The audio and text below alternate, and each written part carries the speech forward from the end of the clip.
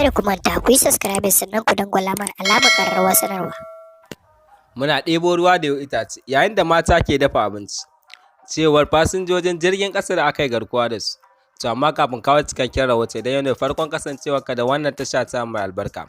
Sai ka yaƙuri da Allah da annabi ka danna mana subscribe kana ka danna alamar ƙararrawar sanarwa don su samun sababbin shirye-shirye da tsarin mun dora.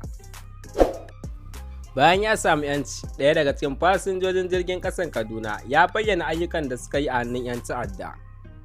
Hassan Aliyu ya ce tsawon kwana 70 da ya shafe a mafakarsu, kullum maza ke ɗebo ruwa mata kuma su dafa abinci.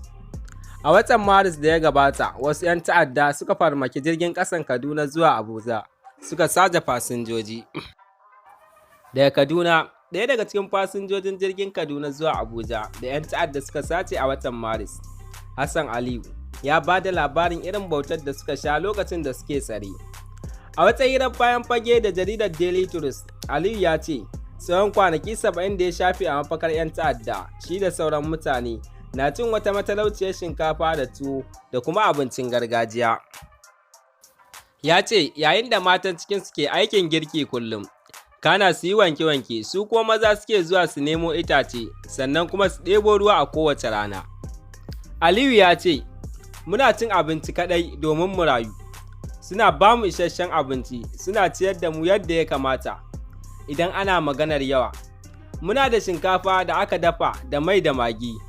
Ɗayan zaɓin kuma shine tuwon masara.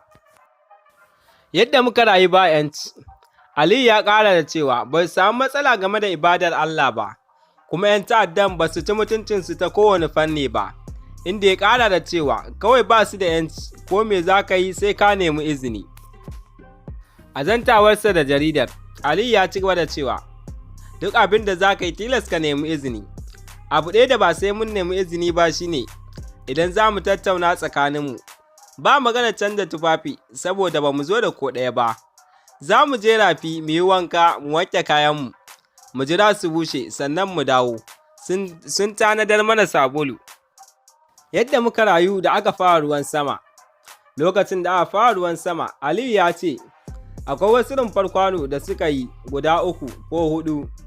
Duk can muka koma, mata suka ɗauki ɗaya, daga baya suka zo suka gina mana babba. Idan ruwa bai ɗauke ba, can muke kwana. Wajen ƙarfe 6 ko ta wuce haka, na ɗauka ba za mu tafi ba, sai washe gari, saboda ana ruwa. Ba zato muka samu umarnin mu fito. Da muka fito aka ɗauke mu a babur, sai da muka yi tafiyar awanni 6 da daddare, muna tsallaka rafuka. A wani labari kuma, sojojin sama da ƙasa sun hallaka dandazon 'yan ta'adda a Kaduna sun ƙwato makamai. Sojojin sama da ƙasa sun yi lugudan wuta kan sansanin 'yan ta'adda a yankin ƙaramar hukumar Cikun, jihar Kaduna. Kwamishinan tsaro Samuel Arwan ya ce, sojojin sun hallaka 'yan ta'adda da dama, sun ƙwato makamai da sauransu. To duka anan muka zo ƙarshen labaran namu, sai dai idan bidiyon da muka saka maka ya burge ka sai ka danna mana alamar lakin. Idan kuma Allah ya sa yau ne farkon kasancewarka da wannan tasha ta mai albarka, sai ka yaƙuri don Allah da annabi ka taimaka ka agaza ka danna mana subscribe, kana ka danna alamar ƙararrawar sanarwa domin samun sababbin shirye-shiryenmu da zaran mun dora. Muna godiya da kasancewa da tashar mu ta Jimina Hausa TV.